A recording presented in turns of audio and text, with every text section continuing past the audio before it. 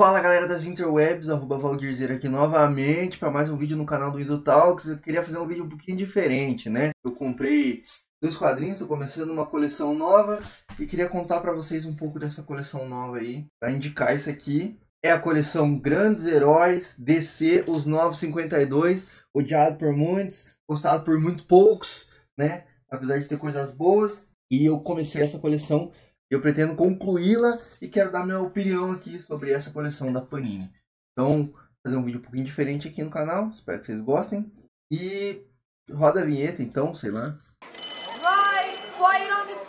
Action! Camaradas da cultura pop, começou o Indo Talks. Bom, então como eu comecei falando aí, eu comprei, né, os dois primeiros volumes da coleção Grandes Heróis DC, os Novos 52. E queria comentar um pouquinho sobre as edições que eu comprei, né, essa coleção nova. Mas antes, vamos falar um pouquinho dos Novos 52. Que foram os Novos 52 nos quadrinhos, né, o que eles representaram para DC. Bom, os Novos 52 é um reboot, né, ou seja, é um recomeço. Posso depois fazer um vídeo aí, ter uma série que chama Visionário aqui no canal. E posso aumentar ela falando aí sobre reboot, né. Reboot, retcon e remake, tá? Bom, mas reboot basicamente é um recomeço. É quando você aperta o botão do reboot, né? Assim, você inicia de novo, você começa do zero. Por quê? Porque as histórias da DC Comics, ali nos anos 2010, mais ou menos, elas estavam bastante confusas. Afinal, alguns personagens, né? E a própria DC Comics surgiu ali mais ou menos nos anos 40, né? Então, 1940. No período ali mais ou menos da Segunda Guerra Mundial, né? Surgiram muitos dos personagens icônicos. O próprio Superman de 39, o Batman também, 39 para 40... Mulher Maravilha, Lanterna Verde, todos esses medalhões da DC são dos anos 40. E começa a ter mais ou menos um senso de universo compartilhado também nos anos 40, 50, né? Então veja, dos anos 40 até os anos 2010, quase 100 anos, né?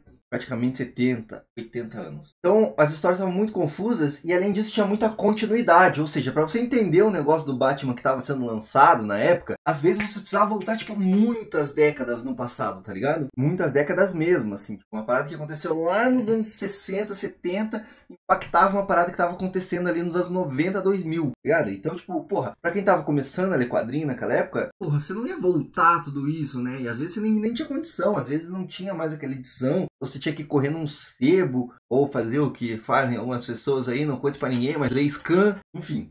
E aí a DC decidiu que era hora de apertar o reset, né? Começar tudo de novo, até para apresentar esses personagens para novas audiências e recomeçar a cronologia, deixar tudo um pouco menos confuso, sabe? Porque nesse momento já existiam também vários retcons, né? Tipo, uma história de agora recontava ou mudava alguma coisa que tinha sido contada numa história de muitos anos atrás, né? E pensa comigo assim, se os pais do Bruce Wayne morreram lá nos anos 40, pouco antes, né, pra ele se tornar o Batman nos anos 40, porra, esse maluco em 2010, ele tinha, tipo, mano, 70 anos pra mais. E ele ainda era o Batman, tipo, tá ligado? Como é que essa cronologia funciona, assim? Então a DC decidiu apertar o reset mesmo. Não foi o primeiro reboot, nem foi o último também, tá ligado? Não foi o primeiro porque lá em 1985, mais ou menos, o Marv Wolfman e o George Pérez, que são, cara, duas lendas, dois nomes seminais dos quadrinhos, assim, eles fizeram uma história chamada Crise nas Infinitas Terras. E foi o primeiro reboot dos quadrinhos mesmo, né? O primeiro reboot da DC. Além disso, Crise nas Infinitas Terras é uma das maiores e melhores mega sagas, não só da DC, mas dos quadrinhos de todos os tempos. E qual que é a pira? Veja, Batman, Superman, Mulher Maravilha e companhia surgiram nos anos 40, certo? Nos anos 40 até os anos 80, mais ou menos, existiam várias histórias soltas, assim. E ora eles compartilhavam o mesmo universo, ora não. Tinha várias versões do mesmo personagem, assim. E ninguém entendia mais ou menos como funcionava a continuidade. Tipo, uma história do Superman, de repente, desmentia tudo que foi escrito numa história anterior. E a mesma coisa com o Batman e tudo mais. Então, nos anos 80, a DC olhou para o Marv Wolfman e falou, cara, organiza a casa pra nós. Coloca todo mundo no mesmo universo, na mesma linha do tempo, reseta tudo e faz esse negócio funcionar. E arruma a cronologia das histórias, tá? Então, o Marv Wolfman foi e pesquisou tudo da DC, que a DC já tinha produzido, e bolou uma história. Justamente a Crise nas Infinitas Terras, onde uma entidade estaria tentando destruir todos os universos, né? Todo o multiverso da DC. E aí sobrariam apenas algumas terras, algumas realidades, e encaixariam os personagens que sobreviveriam a essa história, né? E aí foi aí que ele fundiu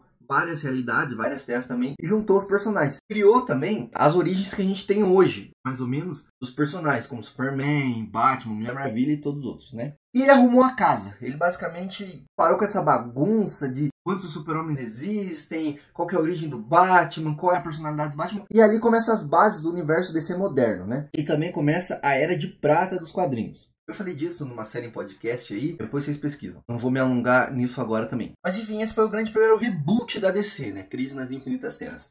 Só que assim, veja, foi um primeiro reboot para organizar a casa. Mas foi nos anos 80. De lá pra cá já se passaram, cara, 40 anos, tá ligado? Então, as coisas começaram a ficar confusas mesmo, assim, de novo. Ou seja, em 1985 eles organizaram a casa e desde então eles passaram a bagunçar tudo de novo. Virou uma salada. E quem já tentou começar a ler quadrinhos sabe o quanto isso é confuso, né? Você pegar uma história do Batman e de repente ter um monte de referência que você não entende. Um monte de nota de autor, de tradutor, mandando você ler várias edições pra trás. Pra você entender por que o personagem tá fazendo aquilo e está naquele lugar, né? Tomando aquelas atitudes naquele momento. Então, em 2011, a DC decidiu que, putz, já tinha dado e eles precisavam começar de novo. Resetar o universo mesmo. E mais ou menos nessa época também, em 2011, o Jeff Jones, que era um editor e um roteirista da DC na época, e o Andy Kubert, que é um artista, um desenhista de quadrinhos, eles estavam lançando uma minissérie do Flash chamada Flashpoint, que ficou conhecido no Brasil como Ponto de Ignição. A princípio, essa história era para ser uma história do Flash, uma história pontual do Flash ali, onde ele volta no tempo para tentar salvar a mãe dele, e quando ele volta pro presente, ele descobre que deu uma merda gigantesca, né? Só que, nesse momento, a DC viu que essa história, que a princípio era uma história fechadinha do Flash, seria uma boa oportunidade para resetar o universo inteiro. Então, quando o Flash voltasse no tempo para desfazer a cagada que ele fez, quando ele voltasse, o universo já estaria completamente alterado e iria começar de novo. Por isso, o Flashpoint, o ponto de ignição, é justamente o ponto inicial do Novo 52. E o que acontece é que nos bastidores, essa decisão foi um pouco precipitada da DC, se pá. Em paralelo, o George Perry estava... Mas enfim, de qualquer maneira, os editores-chefes da DC decidiram que era a hora de começar do zero e criaram os novos 52. 52 porque 52 é meio que um número cabalístico na DC, né? Tem uma série lá que chama 52, né? Era uma série semanal que preparava para uma grande maxi saga da DC na época. E foi lançado semanalmente. Como a semana tem 52 semanas, foram 52 edições, né? Então vários acontecimentos da DC e vários arcos, várias sagas da DC em relação com esse número 52. Então eles criaram os novos 52. E para fazer jus ao nome, eles queriam ter 52 títulos, tá ligado? Então, 52 HQs mensais lançando todo mês, só porque sim. Claro que isso depois mudou, né? Foi aumentando, foi diminuindo, mas a princípio a primeira onda, né, digamos, teve 52 títulos. Então a primeira onda começa justamente com Liga da Justiça número 1, né, em 31 de agosto de 2011, escrita pelo Jeff Jones e desenhada pelo Jim Lee. Depois você tem em 7 de setembro o lançamento da primeira parte dos títulos da primeira onda, né? Então você tem Action Comics, volume 2, número 1, do Grant Morrison. Você tem Homem Animal, volume 2, número 1, do Jeff Lemire, que é muito boa essa run. Você tem Batgirl, volume 4, número 1, da Gail Simone. Você tem o Batwing, número 1. Você tem Detective Comics, número 1. Green Arrow, Arqueiro Verde. Rapina e Columba, Hawk and Dove. Você tem Liga da Justiça Internacional. Manowar, que é uma HQ muito boa, assim, que durou pouco, mas trazia justamente essa pegada de quadrinhos de guerra, que tava um pouco em baixa, né? Ainda estão, né? No mainstream, assim. Você tem Omak, você tem Super Choque, que era um fã favorito, que vinha da Milestone, né? Que era uma editora, depois a gente pode falar dela em outro momento, assim, mas que trazia muita representatividade. E foi comprada nos anos 90, 2000, mais ou menos, pela DC. E o Super Choque agora, pela primeira vez, introduzido na cronologia oficial da DC, do universo DC nos quadrinhos, né? Aí você tem Stormwatch, que é uma super equipe que veio de outro universo do quadrinho também, que é a Milestone, e foi introduzida, absorvida na cronologia DC nos 952. E você tem Monstro do Pântano, que estava na Vertigo, volta pra DC, daí vai pra Vertigo de volta e volta pra DC, né, agora, nos 952. Aí uma semana depois, em setembro de 2011, você tem Batman e Robin, Batwoman, que essa run é muito boa, inclusive, Batwoman é uma personagem muito boa, Deathstroke, né, o Exterminador, é o grande vilão da Jovens Titãs, né, ganhando uma série própria. Você tem Demon Knights, que explora um outro lado do universo DC, que é a fantasia, né? Se passa no momento, na era medieval do universo DC, e traz cavaleiros, demônios, né? Eu exploro esse lado mais fantástico, mais fantasioso, né, da DC. Você tem Frankenstein, agente da Shade, né? Ou agente da sombra, e é uma abordagem mais próxima do livro do Frankenstein original, né, da Mary Shelley, e ele recita poesia e tal, e ele é um espião, atua numa agência de operações especiais, assim, e combate a parte mais mística, né, muito legal. Você tem Lanterna Verde, escrito pelo Jeff Jones. Você tem Grifter, que também veio da Milestone, né, e é absorvido aqui no universo DC. Você tem Legião Perdida, Senhor Incrível, Mr. Terrific. Você tem Lanternas Vermelhos, que é um conceito bem legal aí, derivado dos Lanternas Verdes. Você tem o Resurrection Man, que é uma parada também um pouco mais mística, mais Arquivo X, assim, da DC, que vai para um lado que é pouco explorado, né, nos quadrinhos também, um pouco mais de suspense, terror, assim. Você tem o Esquadrão Suicida, né, obrigatório, e você tem o Superboy, que trabalha um pouco mais sci-fi e tudo mais. Aí uma semana depois, também em setembro de 2021, você tem o lançamento de Batman, do Scott Snyder, que é um dos carros-chefes dos 952. Você tem Aves de Rapina, Besouro Azul, que é um fã favorito, o Jaime Reis, aí, que traz um pouco mais de representatividade latina também. Você tem o Capitão Átomo, reimaginado aqui, um pouco mais próximo do Dr. Manhattan, do Watchmen, que é uma reimaginação legal do Capitão Átomo. Nunca foi lá um personagem muito conhecido, assim, ele ganha uma nova chance, uma roupagem nova, se aproximam do Dr. Manhattan de fato, então é muito mais interessante. Tem Mulher Gato, esse universo apresenta, que traz personagens menos desconhecidos, ganhando arcos pequenos ali, né? Com uma tentativa de apresentar isso aos fãs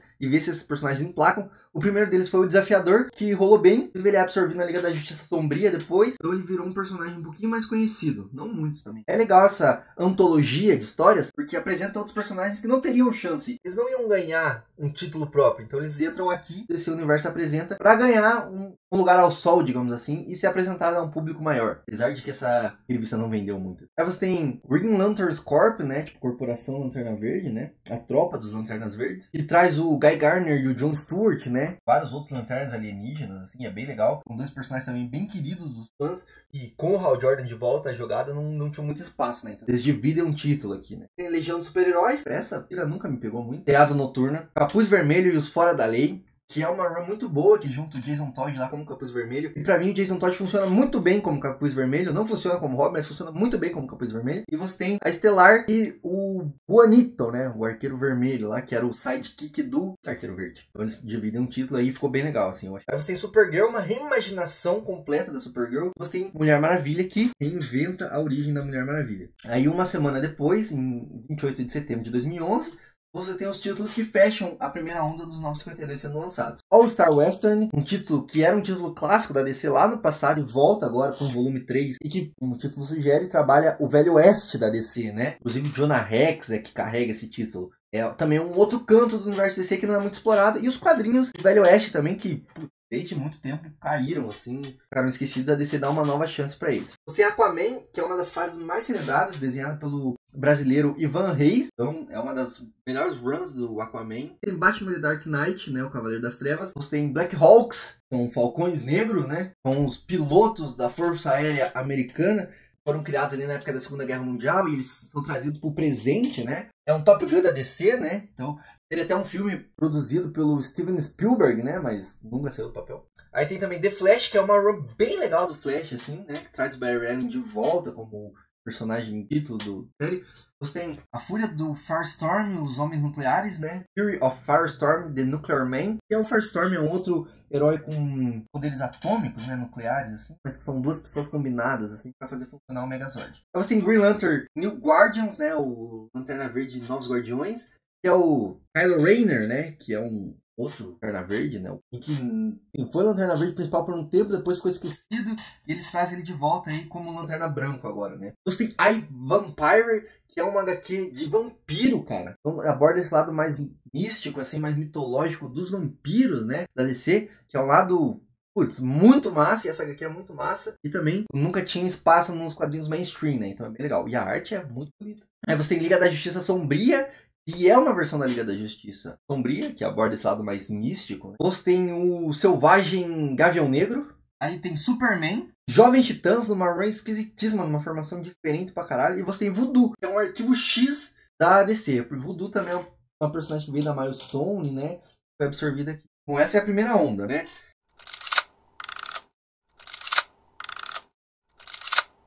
Lembra que eu falei que não foi o último reboot da DC? Como os 952 não deram tanta grana quanto eles esperavam, nem trouxeram tantos fãs novos quanto eles estavam esperando, e desagradou muitos fãs antigos que acabaram dropando a DC nessa época, eles decidiram que era hora de voltar atrás, não voltar atrás, né? Rebootar o reboot e reconsiderar o passado. Então eles lançaram o Rebirth, né? O Renascimento. E basicamente traz a cronologia do Watchmen para dentro da cronologia da DC, fazendo mais uma bagunça ainda, fazendo um retcon do reboot, dizendo que o responsável pelos 952 é o Dr. Manhattan, com seu poder de Deus, assim, criou a realidade dos 952. Mas também isso dá pra explicar outra hora, né? Bom, era pra falar rápido dos 952, acabei gastando uma caralhada de tempo, mas acho que sei mais ou menos aí. Mas é isso, tá? Os 952 é isso. A tentativa de trazer novos leitores, que não agradou os antigos, nem trouxe muitos novos e acabou ficando no caminho também. Apesar de ser divisiva, né? Ame ou odeia, em muito meio tempo tem coisas muito boas. E agora eu vou falar então dos encadernados da Panini, né? Bom, os 952 acabaram há pouco tempo, se você for ver, né? Foi em 2016 que começa o Renascimento, então acabou em 2016, mais ou menos, 952.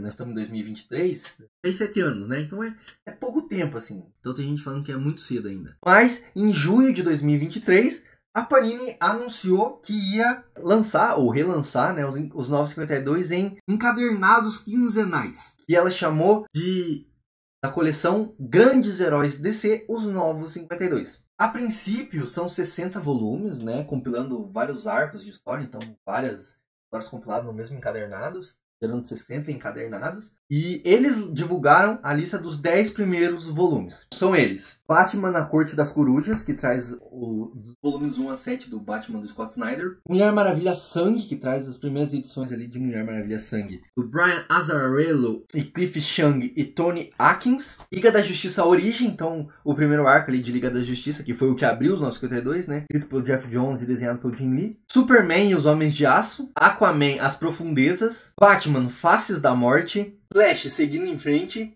Lanterna Verde, Sinestro. Batman e Robin, Nascido para Matar. E Superman, Qual é o Preço do Amanhã. Eu acho então que ele está trazendo aí os melhores, né? Que foram os mais aclamados ali no começo dos 952, né? E vai trazer mais coisas nos próximos 60 volumes, né? Nos próximos 50, né? Bom, falando do preço, né? A primeira edição, que é do Batman, né? A Corte das Corujas, saiu num preço promocional de R$19,90. O que eu achei barato, tá? Barato. A segunda edição é Mulher Maravilha, né? Sangue, que saiu por R$29,90. Eu achei o preço ok, achei o preço razoável. E mais a edição de capa de todas as outras, né? Vai sair aí R$39,90. O que eu já achei, né? Meio tipo, putz, overpriced, né? Um pouco pesado também para ser capa cartão e tal, né? Podia ser R$29,90 todos. A Panini tá lançando isso como uma coleção exclusiva brasileira, né? Então exclusivamente nacional aqui. Mas parece que saiu lá fora, né? E pelo que estão falando aí, quem escolheu os títulos a ser lançado é a Panini da Itália, a sede da Panini. E a Panini brasileira, tipo, pôde dar uns pitacos. Assim. Mas a escolha, mesmo a curadoria dos títulos é da Panini Itália. Agora falando das edições que eu comprei mesmo. Comprei a primeira, né, que é do Batman, tá? Ó, vou mostrar pra vocês como é que desembrulha. Você abre aqui, ó, pra preservar o plástico, tá? Você não rasga o plástico todo não, cara. Porra, tem que guardar no plastiquinho depois de volta, cara. E aqui vou desembrulhar pra vocês, ó, com todo cuidado, com todo amor e carinho. Deu pra ver por causa da luz. Mas assim, vamos lá, R$19,90 achei barato pela qualidade. Por quê? É capa cartão, né? Mas é uma capa que tem um relevo aqui, ó. Não sei se dá pra um relevinho aqui, né? Tem umas paradinhas, um brilhozinho, né? Que dá um charmezinho melhor, assim, né? Pra capa. Não é capa cartão, não é capa encadernada, né? Tem, tipo, poucos extras. Tem uma introdução. Você tem um guia de leitura, né? Quadrinhos e um texto, assim, introdutório, né? E aí, no final, você tem algumas notas e alguns extras que são, tipo, capas alternativas que foram lançados lá fora, né? Junto com os volumes dessa edição, assim. Mas também quem precisa de extras, né, cara? Extra é só bonitação, assim, de colecionador, assim. Então, veja, R$19,90 achei barato pela qualidade, assim, do produto, tá? E eu achei que é um formato que funciona. Por quê? Porque, de repente, assim, ele sai um pouco mais barato, porque ele não é um puta do encadernado, com caralho 100 volumes e muita injeção de linguiça e tal, muitos extras para você pagar mais caro, só uma capa dura, né? E é bom para quem quer colecionar e não gastar um rim, né, em cada edição, assim. Então você pode diluir seus gastos. Então você compra, tipo, mais parcelado, assim, tá ligado? Você compra 1 ou 2 edições por mês, assim. Então você pode aumentar a sua coleção, assim. Um bom equilíbrio custo-benefício, tá? Falando da história, eu já tinha lido essa história quando saiu lá nos 952, né? Então é uma história onde, como eu falei aí, o Scott Snyder, né, que é o roteirista, o Greg Capullo, que é o desenhista. Eu gosto do desenho do Greg Capullo, eu acho que funciona legal pra essa história. Inclusive tem umas partes viajadas aqui, que o Greg Capullo tira uma pira e fica muito massa. Mas é basicamente o Batman enfrentando, né, o conhecendo descobrindo que uma antiga lenda de Gotham não é só uma lenda, né? E a Corte das Cruzes existe e é um grupo, tipo, secreto que vigia Gotham e manipula a cidade das sombras, assim, tipo, há séculos. E aí tem os Garras, são, tipo, os assassinos, né, treinados dessa Corte das Corujas. A Corte das Corujas foi criada aí nos 952, em 2011, e já virou, tipo, vilões clássicos do Batman, né? Usado em jogos, animações aí. Inclusive, daria um bom filme, hein? Ó, vou mostrar pra vocês como é que guarda, ó. Você coloca aqui no saquinho de volta e guarda. Tá? Beleza. Falando agora do segundo volume que eu comprei, da Mulher Maravilha. Mesma coisa, cara. Eu gosto... Cara, essas artes aqui do Cliff Chiang, cara, é muito doido, cara. Tipo, cara, olha, ele reimagina os deuses gregos, né? Porque o Ocidente, né, antropomorfizou muito os deuses gregos, né? Tipo, e quem disse que eles...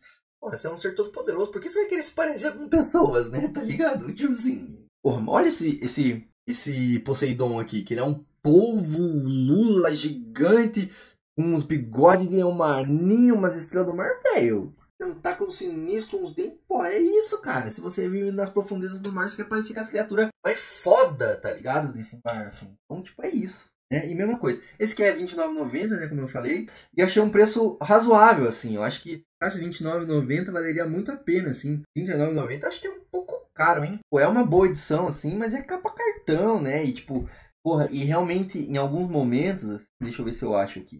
Eu não vou achar, mas em alguns momentos a dobra que prejudica a leitura das falas, tá ligado? Eu acho que é no Batman. Né? Atrapalha um pouco a arte, assim, também, né? Mas enfim. Também tem poucos extras, né? Uma introdução, um guia de leitura, né? Um resumo dos protagonistas, algumas notas, né? No final. E é isso, assim. Também quem precisa de extras, né? Porra, eu gostei muito que tem um relevo, esses brilhos e essas frescuradinhas. Dá um charme pra edição, tá ligado? Falando da história especificamente... o Brian Azzarello reimagina a origem da Mulher Maravilha, então faz um reboot mesmo, né? E a história clássica é de que a Hipólita, né, que é a mãe dela, que é a rainha das Amazonas, que vive no paraíso, né? Tem Mísfera separados da humanidade. Queria tanto uma filha, só que ela não podia ter, e moldou uma criança do barro e rezou aos deuses, e as deusas ficaram comovidas e deram vida pro barro, né? E criaram a Mulher Maravilha, Diana, né? Deram vida àquele molde de barro que a Hipólita tinha criado. Mas o Brian Azzarello faz um retcon disso e diz que essa é só a história que a Hipólita conta, que na verdade a rainha Hipólita teve um caso com Zeus, né? Era um coito intersexual, sexo! A Hipólita fez sexo com Zeus e gerou a Diana, né? Saiu disso. E contou essa história do barro para proteger a Diana e as Amazonas da ira da Hera. Mas então, nessa edição, a Diana, a Mulher Maravilha, é uma semideusa, filha de Zeus com Hipólita, né? E aí se envolve em conspiração dos deuses, que Zeus sumiu e deixou o trono vago.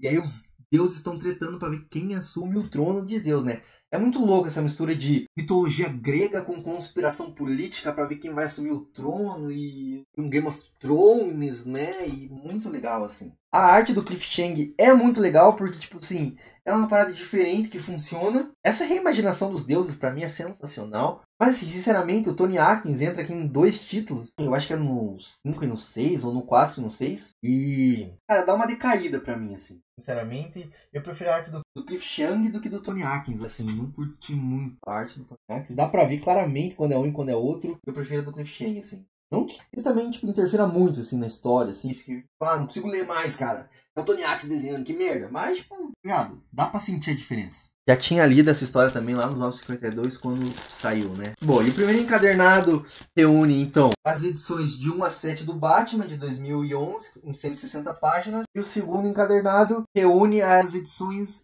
de Wonder Woman, 2011 a 2012, 1 a 6, em 144 páginas. Inclusive, o Batman tem mais páginas, é o mais barato. O Mulher Maravilha tem menos páginas.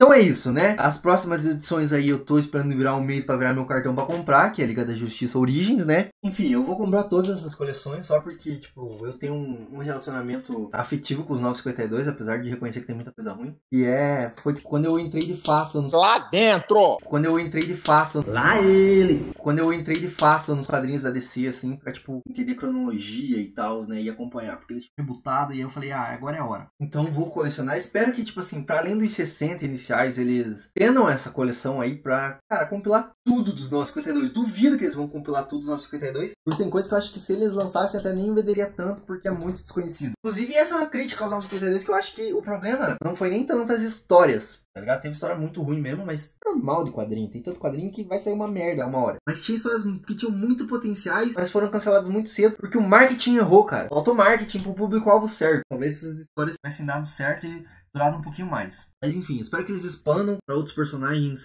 menos famosos, Super Choque. Essas histórias mais alternativas da DC, eu acho que valem a pena também ser lançadas, como All Star Western, I Vampire, Frankenstein. Todas essas paradas que são menos famosas, mas brincam com outros lados da DC, né? O Demon Knights, que brinca com uma fantasia e uma era medieval da DC. Eu acho que tudo vale a pena, assim, ser lançado. Espero que eles expandam essa coleção, tá? E como eu falei, eu vou comprar porque, né, o dinheiro é meu, eu compro o que eu quiser. E porque eu tenho um apego com os 952, tá? Bom, é isso. Esse vídeo ficou muito grande, muito maior do que eu esperava que ele ficasse, assim. Eu queria só contar pra vocês que eu comprei, né? Eu não tenho muitos amigos. E fazer meio que um review dela, né? E contar pras pessoas o que eu sei dos 952, né? Porque eu tenho um conhecimento de quadrinhos que eu não falo muito, cara. Eu queria falar mais sobre isso. Mas tá, vão aparecer outros vídeos aí. Não esquece do like, se inscrever no canal. E vão aparecer outros vídeos pra você ficar aí no canal, tá? Se inscreve, se não é inscrito, compartilha com as pessoas que vão comprar. E deixa sua opinião aí sobre os 952, tá? Um abraço e até a próxima. Okay, that's a wrap.